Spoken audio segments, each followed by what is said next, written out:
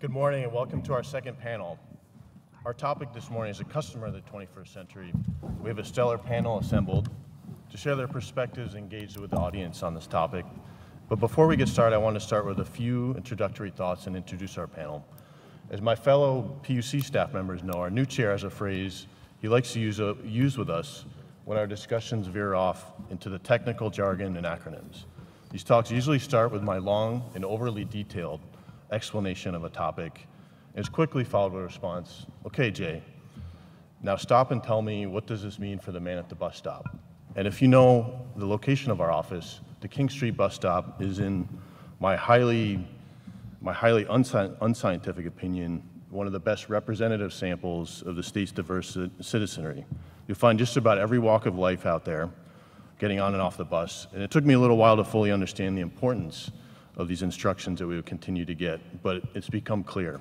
When our energy dialogue is infused with so many technical concepts and jargon, it's easy to lose sight of how our discussions on these issues touch the lives of all the residents and businesses in our state. The chair continually reinforces this perspective in our discussions, and I believe his advice is warranted with this topic. So as I've looked at what we talk about this morning, and we've heard about it some already, energy customers today have more choices than ever before. To power their homes and businesses with affordable, clean, and reliable energy, they're going to continue to demand that into the future and want those attributes from the energy services providers that we're talking to today and our decision makers. Technology and commercial innovation are making those increasingly affordable to more customers, and the regulatory and policy landscape is also going to have to evolve. In Hawaii, we've seen this dynamic play out with the rapid adoption of rooftop PV, and we're poised for a new array of options going into the future with distributed storage and microgrids, which you'll hear some about from our panels this morning. They will be sharing their diverse perspectives on these forces that are shaping the customer of the 21st century. And we're going to hear from large energy service providers, a large energy customer, and a natural capitalist. Up first will be Justin McKiernan, the Vice President and General Manager, Smart Grid Solutions for Honeywell. And he'll be sharing how Honeywell is using data analytics to demystify the dating game between utilities and their customers. John Yoshimura will be up next. He's the Director of Policy and Electricity Markets for SolarCity, and he will discuss customer expectations as they seek to participate in Hawaii's transition to clean energy. Dutch Kuiper, the CEO of Parker Ranch, will describe Parker Ranch's continuing initiatives to see cleaner, more affordable energy solutions for residents on the Big Island. And Hunter Levins is the President of Natural Capitalism Solutions. She'll offer some of her perspectives on winning business strategies and policies to serve customers of the 21st century. As Jonathan noted on our previous panel, please write your questions on the index cards that you have. We'll be collecting those up here, and I'll be serving them to our panelists as we go. With that, I'd like to turn it over to Justin and get started. Thank you. So what we're going to talk about are your customers really blind dates. Can I get a show of hands? How many folks have ever been on a blind date? Be honest. Hopefully it wasn't with this individual. A little scary. The truth is, a lot of us every single day go to work and probably have blind dates with our customers. And that's what I'm going to talk to you about today is across all industries, a number of us probably go to work and have blind dates with customers. And there's three things I want to talk about that hopefully using data can help you with. One, identifying the customer. Two, how do we find out what motivates that customer? And then three, how do we communicate to that customer so ultimately we can put a face to the name and start to identify who these individuals are. Why do I care about this? Well, to be honest, it's because I'm a matchmaker. For the last 12 years at Honeywell, I've been bringing energy efficiency solutions to homes, buildings, through retail channels, et cetera. And prior to that, I actually helped other businesses outside of energy sectors. I was in advertising. So I'd help everything companies with tractor tires, hearing aids, baseball teams, those kind of things, actually trying to find out more about their customers so they could bring the right solutions to them and make them happy. The business I run is Honeywell Smart Grid Solutions, and we do this every day on behalf of utilities, 60+ utilities across 5 different countries, where we go and recruit consumers to participate in demand-side management programs, energy efficiency, or DR programs. And just last year alone, we recruited 10,000 homeowners to actually do energy audits where we go through their homes. 500,000 rebates actually turned in on energy efficiency offerings. And over the time, close to 600,000 homes actually implemented into DR programs. But let's get on. The first meeting we sometimes have with utilities or those in the energy sector looks something like this. You know, who is your customer? Can you give me an idea what the picture looks like of this individual? And you can see this one's Jay Smith. We don't even know if this person's male or female based on the name, and we've got an address and sometimes a meter reading. Not a great way to necessarily start a relationship and learn more about them. But by using some external data, we can start to get some ideas. Basic things like age, estimated household income, what can they afford, or what kind of business models do we need to set up so they can participate in energy efficiency. Marital status, maybe somebody's not the decision maker like me at my house. Gender, and then also housing information. There's certain things. Most people spend more money the first year they move into a house than any other year. So it's a great opportunity to look at opportunities for upgrades at those time periods. What type of housing, year built. You know, going after a home that maybe was built 15 years ago might be a greater opportunity than one that was built 6 months ago, et cetera. As well as hobbies and interests, ways we're going to motivate these individuals and children. So we pulled a real demographic, psychographic buyer cluster for this market, and we can get a better understanding of this gentleman. He's 28 years old, has a household income of $124,000. He's single and male. Some things about housing information that can help us as far as what his possible needs are. He rents his home. He works from home. That might be a great thing for a demand response program because he's got constant load because he stays at home all day long. He's an online traveler. Might be a great way to add incentives for participating in programs. Is it flyer miles or something like that? As well as he's into luxury hotels and he's working on paying off his college loans. This is called online credit, or online and on credit, or urban affluence. There's 127 of these individuals in Maui, which makes up 0.3% of the market. So very small, but we've got a lot of idea of what these individuals want. We don't stop there. And the reason we don't stop is because we as humans always evolve and our lives change. So let's advance 10 years ahead. And now this individual is 38 years old. His household income's increased because now he's married. Decision-making process might be a little different. The housing information, he owns the home. His hobbies, still enjoys travel, but now, and kind of has dreams of a luxury car, but he owns a family van, so he can drive those children around. We describe him as an equity builder / family circus. There's 536 of these in Maui, 1.1% of the population. We still don't stop there. Why? Because a year later, this gentleman's going to move out of his house, and the next person to move into that home has completely different needs. He's 70 years of age, $20,000 household income. He's single, he rents a home, and he's retired for the last 12 plus years. This is actually a large demographic here in Maui. There's 2,960 of these here in Maui, and it makes up about 6% of the population. Completely different if you look at those three needs of those groups and what they might need to satisfy their needs. 43% of this demographics over the age of 70 years of age. And the title for this buyer demographic is cash and money orders. What else do we do? So we'll actually take all those informations and start to analyze neighborhoods, then we analyze cities, and then we analyze states to understand what are the needs. And so you could look at one neighborhood and see 3 different houses, as you would probably in your own neighborhood. We've got the Wilsons, the wealthy singles couple, very high home values, maybe married, no children. We sometimes call them dinks and kinks, dual income, no kids. So we have little nicknames for all these. We also have the Elliots, empty nesters, high value, married, no children, and then the commas, a busy family life, soccer mom, has to run around. So all their needs are extremely different. So we take that and then we start to talk about the communication part of that. Now that we've identified them and we have some ideas of their motivation, how do we communicate to them? We actually lay over eye tracking software on all the communications that go out to those individuals to make sure that they get the message that needs to be sent to them so it delivers the value we need.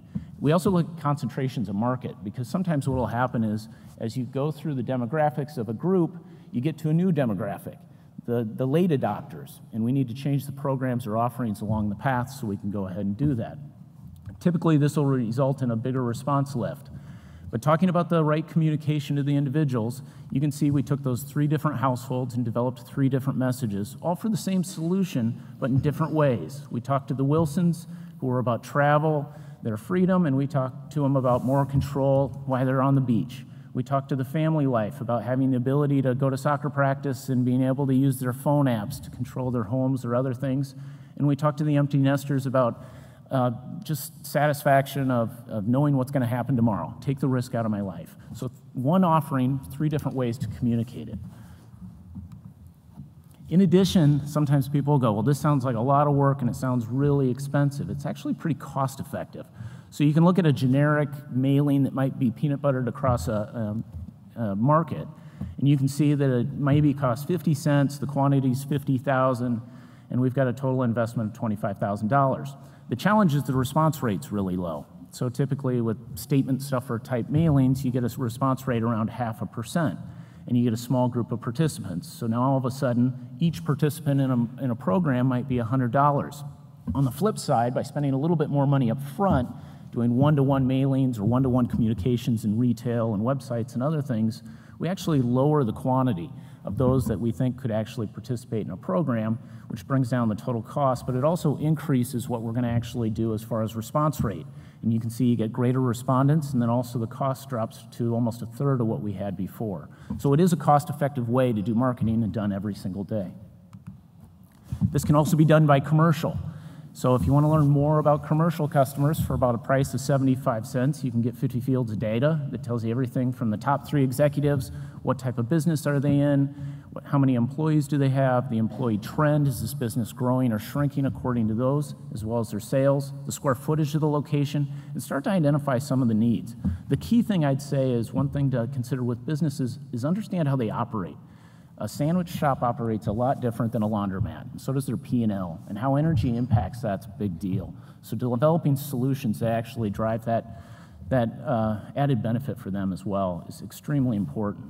And so we can see something you might pull up would be, you know, instead of the typical building, maybe it's actually a ranch, and it's a headquarters, and we can see Dutch is the person running that organization, and it's private, and then start to understand from standard industry classifications that this is not just a ranch and agricultural production, but it also has a museum and other features to it as well. So it's a diverse business with many different needs.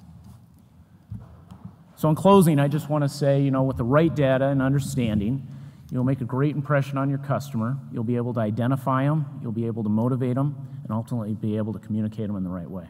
Thanks.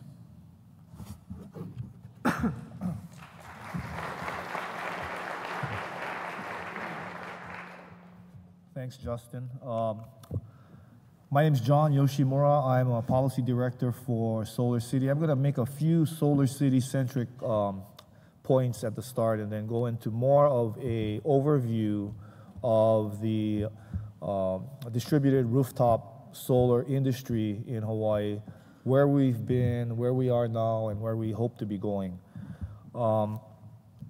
First of all, I'd like to say that it's great to be here and good to be back home on Maui. When SolarCity entered the market in the early part of 2011, one of the first things we tried to do was to develop a working relationship with HECO and build trust so that we could together try to solve some of the problems and issues facing our industry.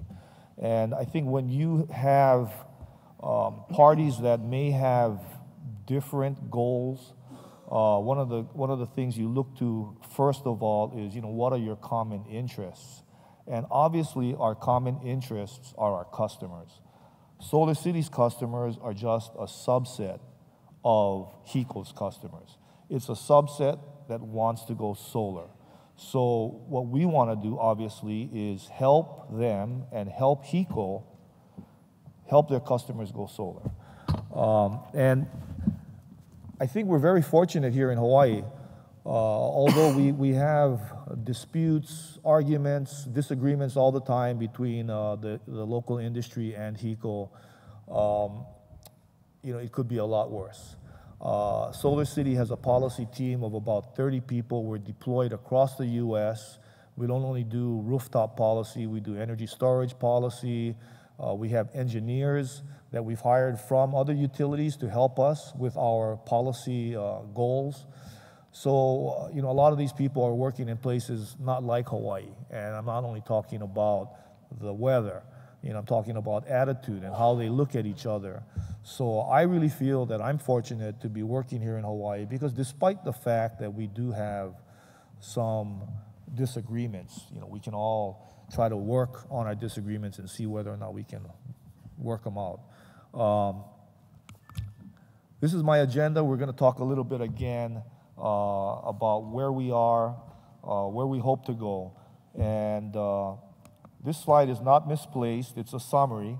And I think it's helpful to know what customers expect, the people who are the HECO customers that want to go solar. You know, they expect an opportunity. A lot of people feel that, you know, they're closed out. There are queues, there are lines, people aren't getting approved. So, you know, they just want an opportunity, and they want that opportunity to be fair. They know that there are challenges, there are issues, both technical and economic, with regard to deploying more rooftop solar, but they expect those issues to be evaluated honestly. And finally, you know, they want some predictability. They want to know that if they have an opportunity to go solar, well, what is it going to be? Is it going to be 4 weeks to approval? Is it going to be 4 months? Is it going to be, in some cases, you know, years? And because in the past we really have not had any solar ombudsman or anybody who is a neutral third party who can say, hey, look, you've taken too long, or what have you. You know, the customers really look to the policymakers and the regulators to protect their interests. You know, customers expect options. And one of the reasons why rooftop solar has taken off in Hawaii is because we have high utility costs. So it's been something where, you know, you really don't have to sell rooftop solar. People call you and they say, you know, come talk to me and tell me how I can go solar. The other thing that solar customers want, again, is reasonable approval and installation timelines. Now, from the very beginning, we've had the utilities telling us that, you know, there are technical problems with the grid and economic problems. And a lot of times the conversation would end there because, you know, we have solar companies, we have salespeople, we have installers, we have policy people, but when someone comes and tells us, hey, our engineers said we can't do this, what can we say? You know, we really, the conversation ended there. Well, what happened was, what we did was we decided that we really needed to be able to have a discussion with the engineers who were making these claims. And so SolarCity invested in a team, we call it GridX. We've hired engineers from PG&E, from a lot of the other, you know, West Coast utilities, people who, when they were working for the utilities, had been tasked with, hey, how do we put renewable energy or more DG onto our grid? So these are people who are working for the utilities trying to solve these problems. SolarCity also went out and got a grant from the Department of Energy. It was a $500,000 matching grant. We had to come up with $250,000. And we were looking for a partner. Obviously, because of the interconnection problems here in Hawaii, which SolarCity does not face in California, which someday may happen in California or may happen in other states or jurisdictions, SolarCity said, hey, let's try to find a partner for testing in Hawaii, since that's where we're having, you know, the issue arise. So back in August of 2013, 2014. I'm getting a little bit ahead of myself. In August of 2014, we went and approached HECO and said, hey, would you partner with us? Would you pay for half of our $250,000 investment? And let's go and test some of your technical issues at NREL. And you know, the reason why we got there was because, as you know, back in September of 2013, HECO changed its policy with regard to installation of rooftop solar. They said you had to get NEM approval before you install. And at that time, the legislature held a hearing, and HECO said, hey, we need to address safety concerns, and that's why we're holding back. We're setting up a queue. We can't approve a lot of these projects until we have this information related to safety. And at that hearing in October of 2013, which was held a month after the HECO imposed this new policy on interconnection and NEM approval, one of the HECO VPs said, what we are doing is we're commissioning studies right now to identify what can be done to keep adding more PV. So we waited, and almost all of 2014 went along, and nothing, as far as the solar industry knew, had happened. We don't know if any testing was done, and we surely didn't know whether or not any results came out of those tests and what those tests showed. So again, we partnered with HECO. We went to them and said, hey, look, let's partner and try to test out some of these issues. And of course, the big issue was transient overvoltage, about more power going to the grid than is being used at that time, and whether or not the grid could handle the excess voltage that's produced by solar during the day. As you might remember, 1 year ago, at this very conference, one of the things everybody was talking about was former Energy Secretary Steven Chu's comment that the overvoltage issue was a BS issue. And depending on which side of the table you sat, it was either the argument that was BS or it was Steven Chu that was BS. The NREL research kicked off in August of 2013. Well, actually, we made an agreement, worked on an MOA with HECO to develop parameters of what we would test. And our test kicked off in September. Actually, it was, I think, September 22nd, 2014. And I had the good fortune of being there.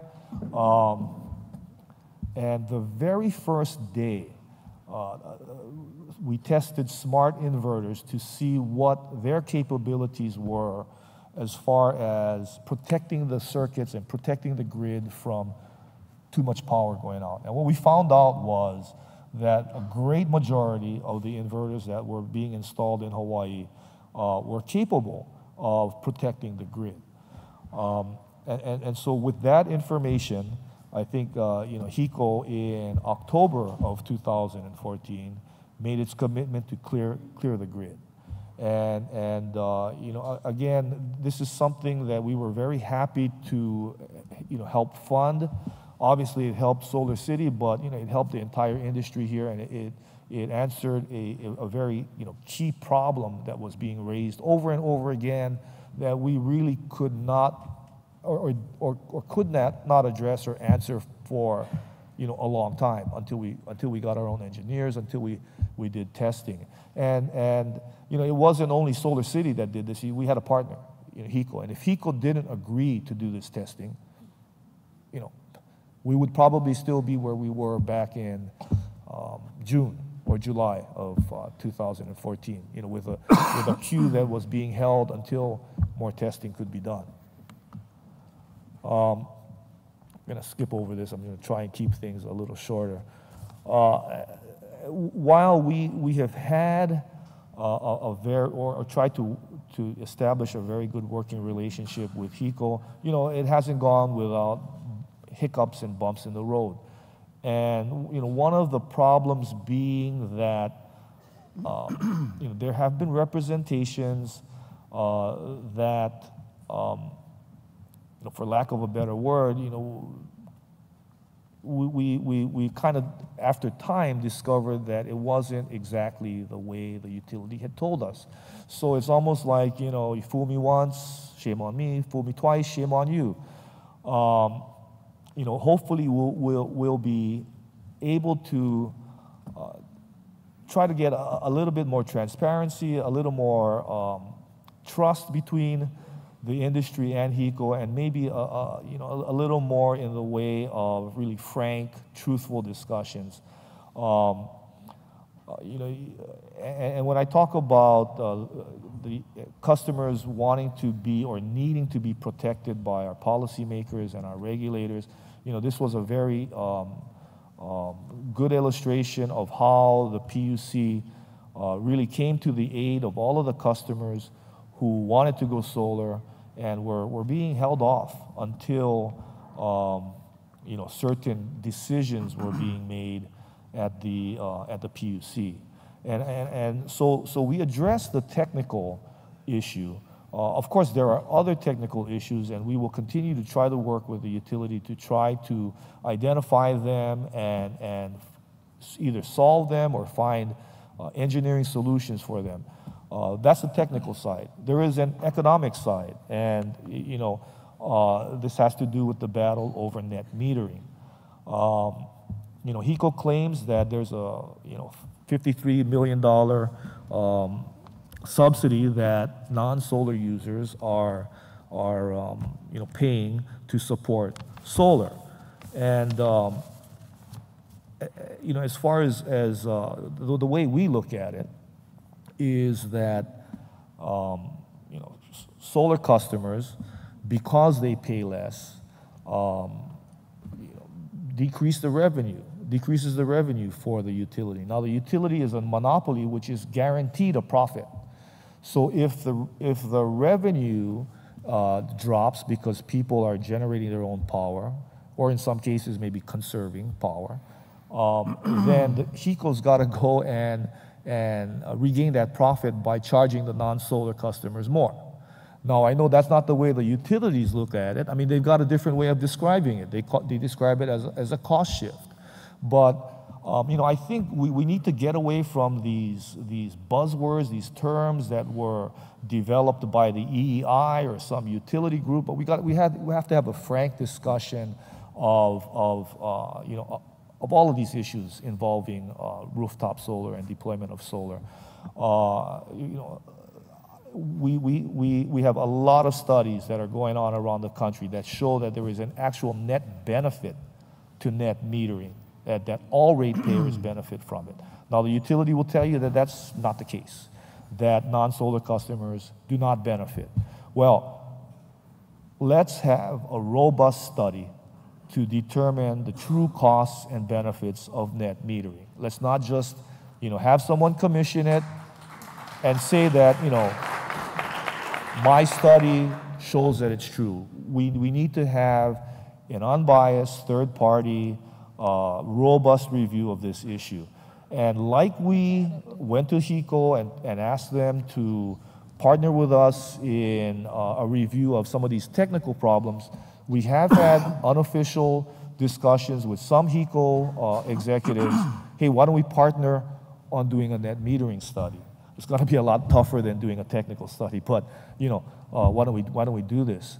And we're very willing to work with HECO to find out what are the true costs and benefits of net metering. Let's not just go and throw words around, and you know, the more you say it, the more people are going to believe it. We haven't heard back from HECO yet, but you know, we're still hopeful. Let's see. I've got to wrap up real quick. So, you know, tax credit, if you have a question, ask. Legislative report, we've got a number of things going around, and I told Dutch he's a very popular guy today. He was in Justin's presentation. We've got a bill before the legislature to establish a process to develop microgrids. Solar City just announced a couple of weeks ago that we are offering now a microgrid product.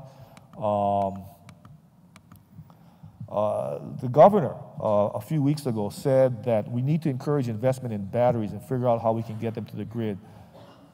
We don't have any legislative bills that support interconnection of batteries or storage to the grid. Fortunately, we have a PUC docket that is moving along to try to establish that policy, but we really need that to happen soon. And community solar, you know, something that I think we talk about people who don't have access to solar, so, you know, that's bad. And somehow that's bad,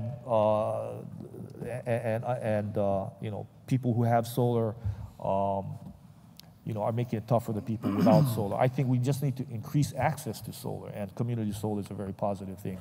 This is a summary. You can see those two pictures. I hope you take those pictures in the sense that they were offered kind of as a little bit of a comedy, but you know, we've got people who are working on distributed energy and people who are working on grid. I think, you know, let's try to work together and see whether we can't achieve some of our goals and both continue to be healthy business models in the future. Thank you. The games that are played. I joke with my closest friends that I'm just a rancher worried about my community. This is the truth in my heart. The more complete and complicated truth is I'm a little more than just a rancher. I grew up in Hawaii like many people in this room. I spent my youth chasing waves on Oahu and Maui. I actually spent most of my career in the investment business, primarily in private equity investing, unlocking value through creative destruction. In my former life spent investing, we were early investors in Tesla, Facebook, LinkedIn, Baidu, SpaceX, among others. With the nearly $1 billion investment by Google and SpaceX, the future is now. Transformational investments are possible, and they're happening before our eyes. So now, I'm a rancher on the Big Island, working as CEO of Parker Ranch. In reflecting on last year's conference, I was struck with the rising expression of frustration with Hawaiian Electric and its apparent desire to avoid a transformational approach to replacing its oil-fired generation. What was the cause of slow progress in diversifying away from oil as a source of energy to generate our electricity? Perhaps they just want certainty like the rest of us. Sometimes our eyes deceive us. We cannot always trust that what we see is the truth. Sometimes the truth lies beneath what stands before us. I find it ironic that Hawaii was the primary destination for oil prospectors in the early to mid-1800s, oil derived from whaling, that is. Here we are 170 years later trying to wean ourselves off of oil. I was taught in kindergarten that oil comes from dinosaurs. To my knowledge, dinosaurs haven't been around for a while. Although some mergers arguably have produced dinosaurs in the past, use your imagination. We don't have any oil in Hawaii, so we've never had any dinosaurs in Hawaii, right? For a business to be sustainable, it must offer a compelling value to its customers over the long term. Offering a compelling value proposition requires a sustained commitment to investing in the future. A business can underinvest for a period of time for whatever reason, but it risks maintaining its relevance in the marketplace. The pharmaceutical industry is a prime example of an industry where these dynamics play out before our eyes. To remain competitive, a pharmaceutical company needs to succeed at three things. First, it must have compelling drugs in the marketplace. Second, it must have drugs nearing commercialization, waiting for FDA approval. And third, the R&D pipeline must be deep and robust. If a company lacks any one of these three, it's vulnerable to competition and eventually is likely to become a takeover target. To achieve all three of these attributes requires an enormous commitment of capital and investment in R&D. A failure to diversify can be costly. I'll come back to drugs a bit later. Hawaii is a special place for many reasons. Those of us that grew up here have a special affinity and connection to the place. One of the reasons Hawaii is special is its abundant endowment of natural resources. One of the other reasons Hawaii is special is Hawaiian Electric operates a monopoly. Last year at this conference, I probably went a little overboard when I use the angry mob scene from a Simpsons episode as a metaphor. This year, I decided to tone down the rhetoric a bit and just use a character from a children's board game.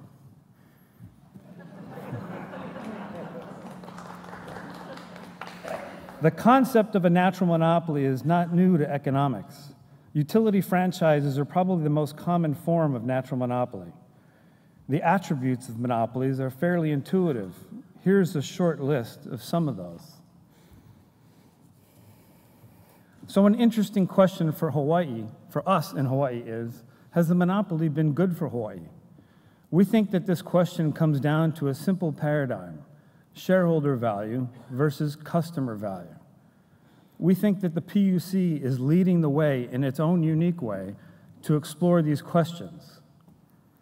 We at Parker Ranch have sought to be an innovator in the marketplace of ideas.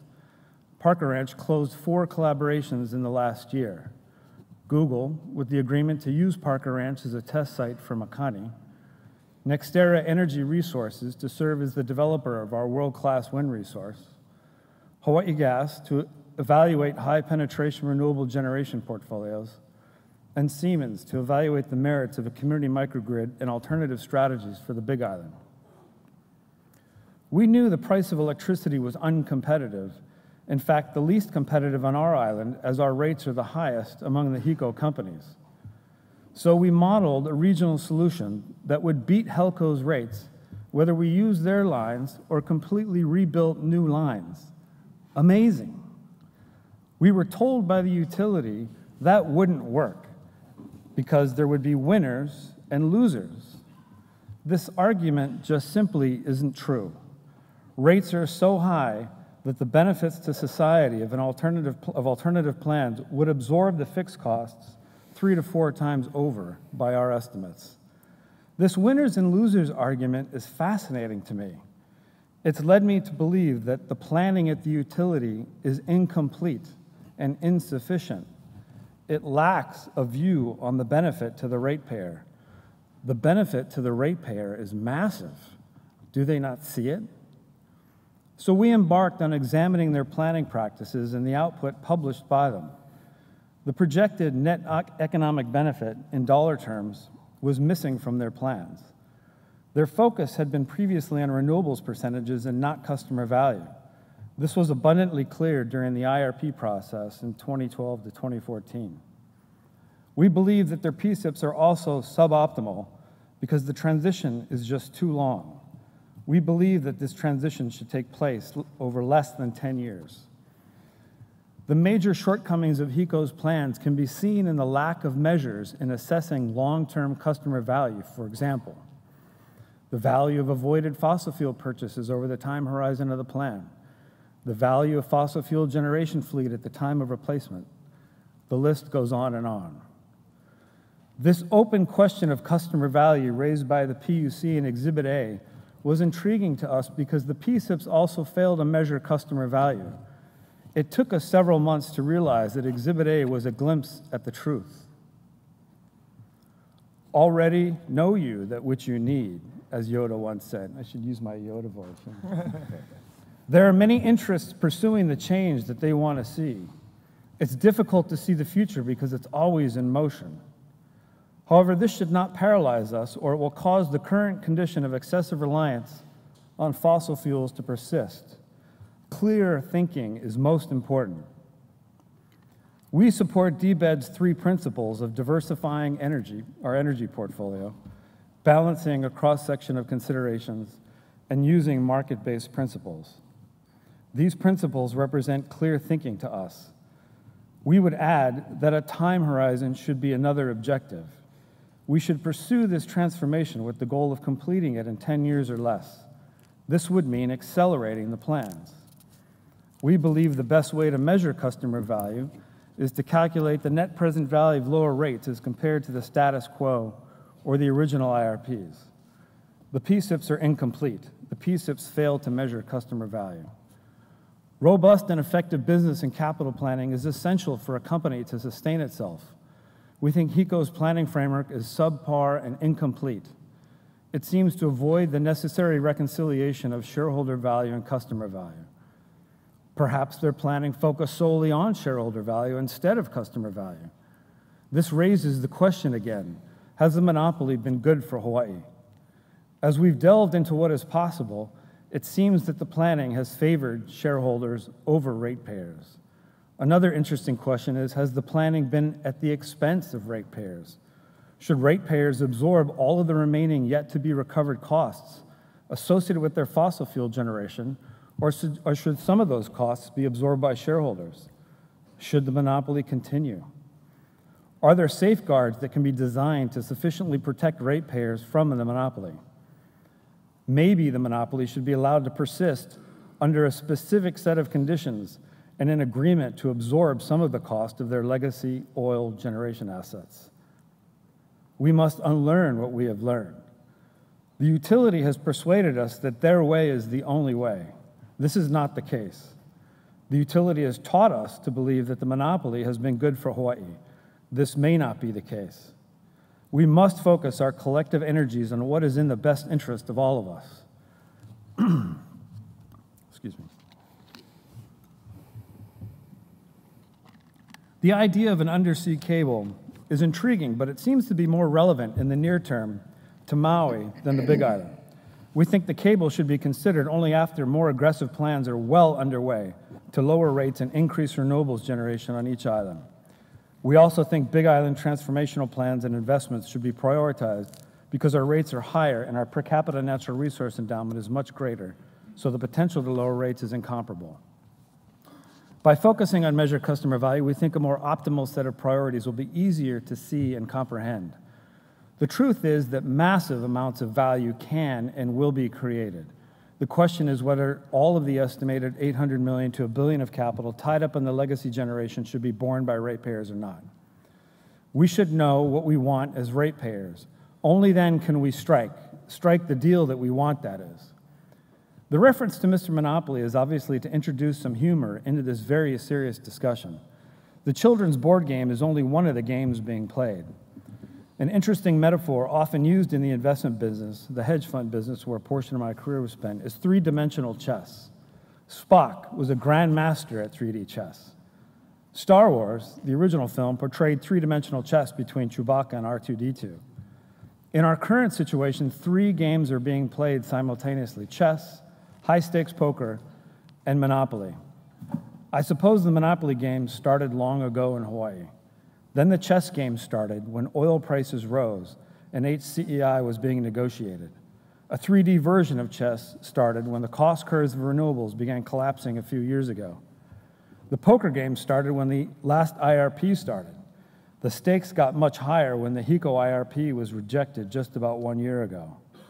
All three games are now aggressively being played. More and more people are showing up to watch the playing of the games and shouting out their own ideas on strategies and tactics. The goal is not necessarily to win all three games. Winning 2 out of 3 games is probably ultimately the winning strategy. The question is, what would the winners gain at the end of each of these games? This is not clear. We are finding that many of the truths that we and others cling to depend greatly on the point of view.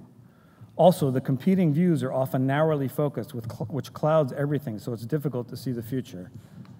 Shouldn't fairness be an essential element in this discussion so the most people benefit? Why should net metering be reformed overnight instead of over a reasonable period of time? Perhaps a better answer would be to compromise. Transition net metering from residential to wholesale rates over 7 to 8 years and accelerate the PSIPs from 15+ years to 7 to 8 years. In Hawaii, as an island culture, we yearn for cooperation and collaboration. We tend to see the common ground. We also tend to want to ignore the ground that is not common. I'm confident that the process will produce a shared outcome. Many of these ideas are competitive, but some of them could be highly complementary. The shareholder and ratepayers are 2 main players in this game. The state of Hawaii is the 3rd player. We are convinced increasingly that what is in the best interests of Hawaii will be in the best interests of Park and Ranch. Will there be winners and losers? I'm betting there will be winners, winners, and more winners. The state, in fact, could be the big winner as a destination for new ideas and transformational capital. With all these games being played at the same time, I have only one piece of advice for Hawaiian Electric.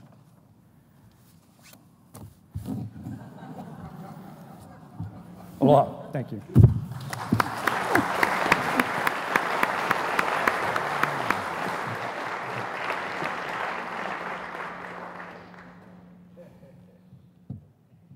I guess it falls to me to be the black hat, the outlaw. I think that's why I keep getting asked back to this event. One of the first times that I came to Maui was to fight a proposed coal plant, not very far from here. Do you imagine what this place would be like now if you had a coal plant burning away? And prior to that, to fight the proposed diesel plant in Hawaii on the north end of the Big Island. It's always fun to come back to the islands and get re-immersed in debates that got settled elsewhere a long time ago. Can you have 100% renewables? Yeah, I do. Is it possible to have rooftop solar integrated? I don't know. I don't have rooftop solar. I have ground-mounted solar, but it's grid integrated. Blackouts. Yeah, we have them on a regular basis. I had one 2 days before I left to come here. And my solar system, the little isolation relay trip, the battery backup started working, and we partied on, as we do every time there's a blackout. So resilience, we have it. Do you? No. Would you have if you started building LNG terminals? No. That's depending on the size of the sucker, it's a multi-kiloton bomb sitting in your living room. You really want that? And winners. Do the people of Hawaii really want LNG at the cost of the people in Weld County, the county just to the east of where I live, becoming a national sacrifice area? Drill rig count is down 50% from about a month ago because of the precipitous fall off in the price of gas, because of the precipitous fall off in the price of oil. Volatility, is this good for your economy? You've been on the receiving end of both sides of it. And indeed, there are now sovereign wealth funds that are not making it, like most of them. The Saudis have a big war chest to ride this one out. They sort of caused this. But basically, all the other sovereign wealth funds that are dependent on oil are looking at one form or another of bankruptcy. This is really good for international politics and global stability. This is the game you play, though, if you stay tied to the fossil fuel tit, which you will be under the proposal that we heard this morning. 65% renewable by 2030. Oh, now that's embarrassing. I've long been a fan of your mayor. Was around and lent a small hand in helping him get elected the first time. 100% renewable within 10 years. It is absolutely feasible. You do it, and it will drive your economy. It will create jobs. Free energy. You pay off the initial capital cost. It's free. Jigar Shah, founder of SunEdison, 3 little words: no money down. That's why rooftop solar's going nuts, because outfits with good business models have started meeting customer demands for cheap, reliable, resilient, clean energy. That's what I have. I put up my own capital, bought my own solar panels. I own them. They work. And they fuel my Leaf. Transport. Mayor was one of the first here to have an EV, although he points out his wife wants it. My husband wants it. My husband's a cowboy. He's a horseshoer. Loves driving the Leaf and parking it next to one of these smokers, big diesel truck that's been tuned to belch black smoke all over Priuses, and wait for the light to change. and leave them in the dust. Electric cars have torque, which is why the Tesla's so sexy. We're gonna go 100% renewable. Dave Freeman is absolutely right. We are staring catastrophe in the face. We're in a horse race with catastrophe. Climate change is upon us. It will not be kind to the islands. It will not be kind anywhere. Because you did not pay attention to Ira Roeder's book, Green Hawaii, back when it was first written, you have not diversified your agricultural base, except for a few places where you're starting to put in truly regenerative agriculture and try to meet the needs of the islands yourselves. California's in a drought, you notice? That's about a third of the US agricultural produce. One more year of water in California. Less than a month water in Sao Paulo, Brazil.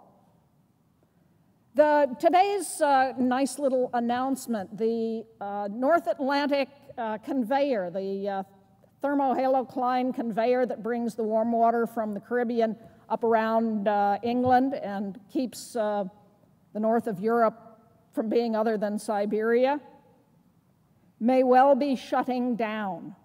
This has been feared for a while. It looks like it's happening. This is the biggest issue of our time.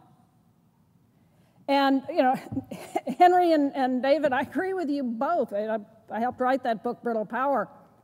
Our energy systems are incredibly vulnerable. What's it going to cost to put that cable in? $1 billion? What if you put $1 billion into the islands, into solar on the roofs? Don't study it. Don't study it. Do it.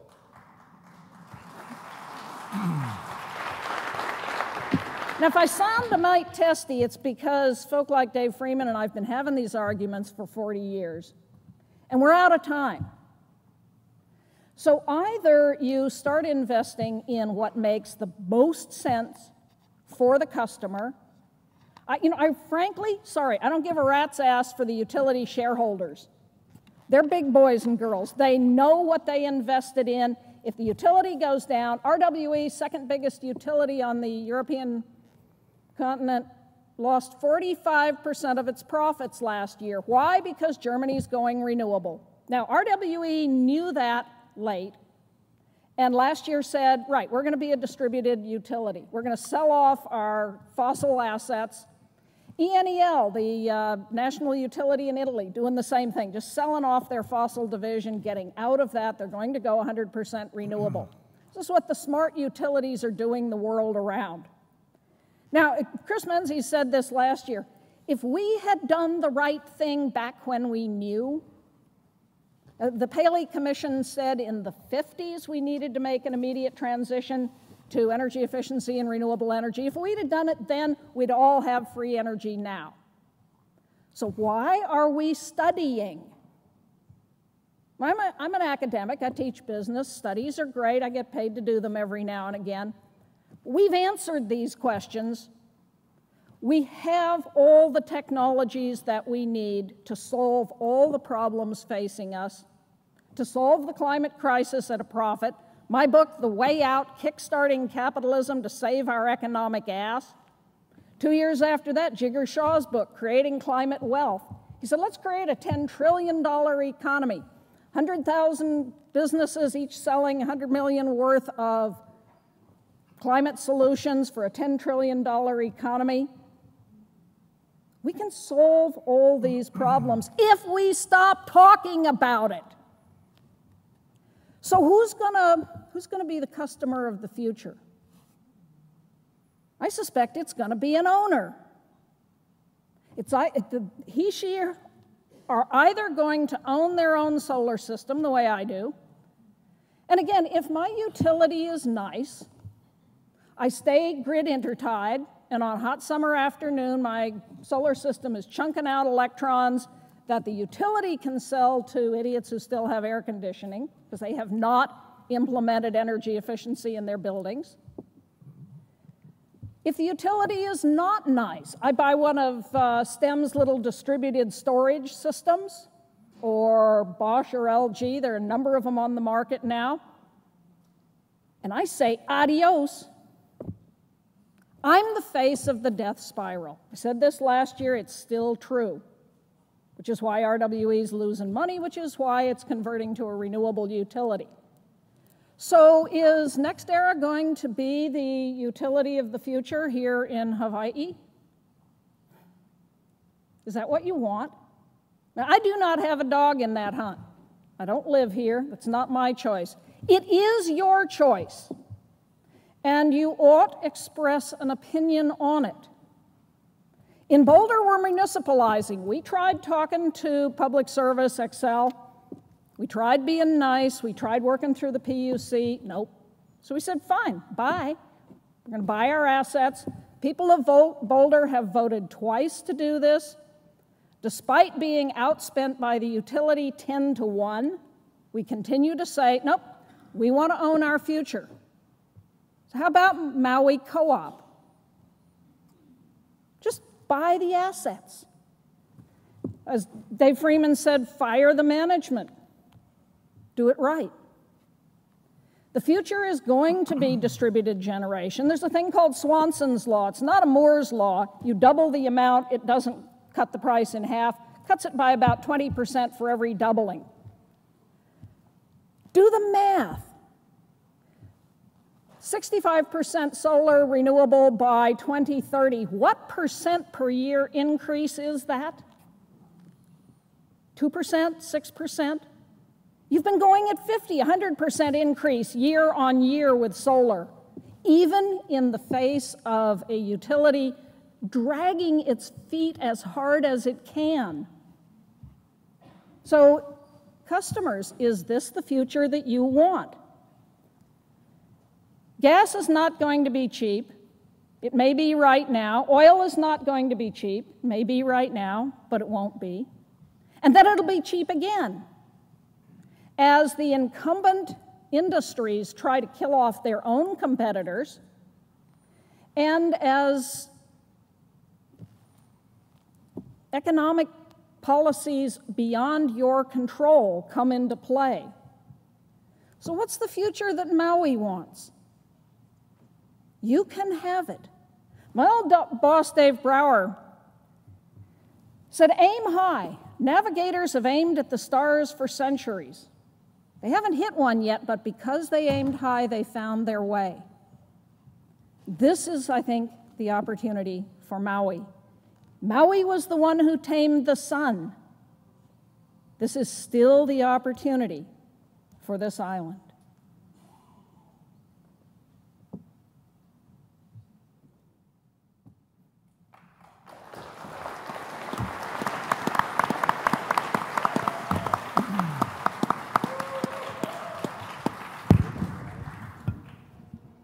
First off, I would like to sincerely thank our panel here. We've had a ton of great discussion. I'm a little challenged in some of my questions given the topics you guys have talked about. Only so many things that I can talk about specifically before us. But I would like to start one place. One that we've heard throughout the discussion this morning in the terms monopoly, choice, customer choices.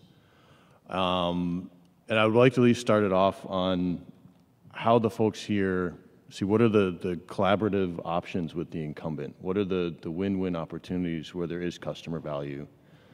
So please start there and we can expand. And second of all, please submit your questions from the audience. We'll take those and run right through them right now.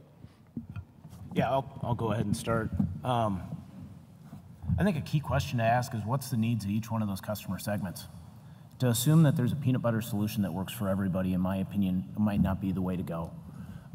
Different people have different needs, so try to identify what the needs of those individuals are and then serve up solutions that can work for those people in a way that fits their lifestyle.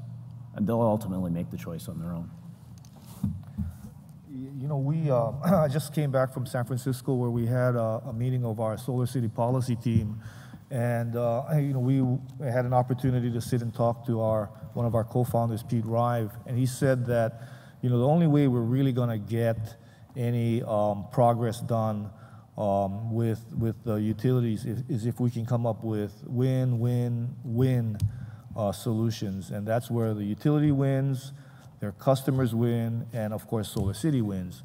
We think that there are products that we can provide and that our customers can invest in that will actually help the utility, cut its costs, have a more reliable grid and resilient service, and benefit all ratepayers, not only people who have been, the folks who invest in rooftop and storage, et cetera.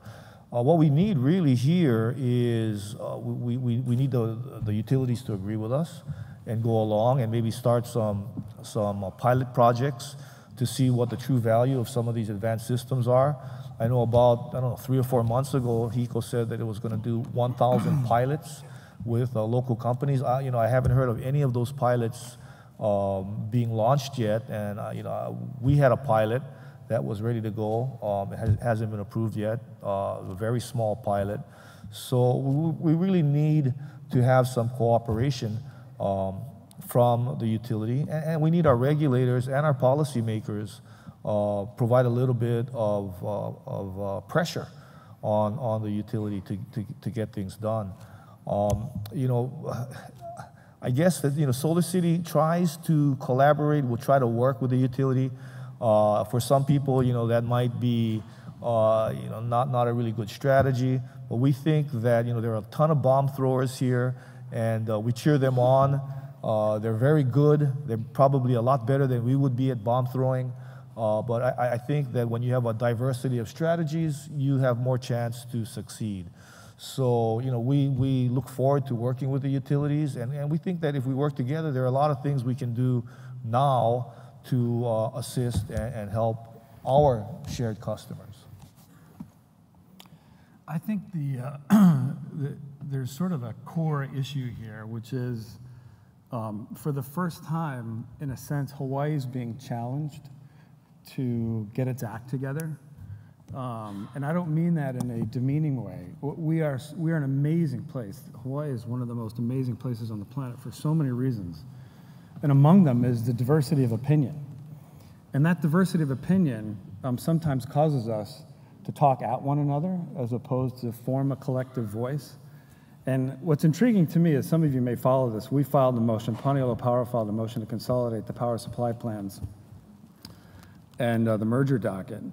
And we literally did not pick up the phone. We know others met and sort of camped out and talked. And I think we ended up with 10 or 12 supporting our motion, which I think is exciting. But it's these conversations that are starting to happen that I don't know when the CEO of Parker Ranch was talking to somebody from the union. Please don't organize the Cowboys, by the way. But I think there's two key pieces to that. One is society talking and getting educated and collaborating and sharing ideas. The other is the role of the state. And this is a really unique time where the state has an opportunity to really influence an outcome in this sort of 12 to 18 month period. And I sort of joke around, I throw this out there. The utility's talking about, I think, saving 20% on bills over the course of the time horizon of the plans. And I asked this question of people, do you know the annualized revenues of Hawaiian Electric companies, the HECO companies combined? And most people scratch their head. They know what RPS targets are, they know what renewables targets are. That number, the last 2 to 3 years, was about $3 billion. HECO, MECO, and HELCO combined. So take $3 billion, multiply it, this is simple, cowboy math. $3 billion times 20% is how much? $600 million a year. $600 million a year. The state runs a deficit of about $200 million. The state healthcare hospital system is losing about $150 to $160 million a year. $600 million a year is serious coin. The opportunity to accelerate that benefit by accelerating the plans, and I think being more constructive around net metering reform, coming together, I think is a really, really unique opportunity. What's interesting is, and I had this in one of my slides, and I'll stop so I can pass it on to Hunter. There's a squeeze play opportunity, if I can call it that. Net metering is a threat to the P&L of the utility, right? It takes out revenues out of their top line. So overnight, over the last 4 months, they basically seem to have taken the position that they want to kill it. Would you agree with that? Right. So, okay, so you want to kill that overnight, but you want to stretch out the power supply plans over 20 to 30 years. Well, that's interesting. How about let's transition net metering to a new model over 7 to 10 years and accelerate the power supply plans? That's actually the worst answer for the utility in terms of their P&L and balance sheet, but that's probably the best answer for the ratepayer. So we're in this really unique situation where you have, I think in the past, the difference between the ratepayer and the shareholders was sort of on the margin. They were marginal questions. For the first time in several generations, probably, or ever, you have these massive strategic questions and huge amounts of dollars on the line. So I think the state plays a really unique role in shaping this conversation over the next year to two.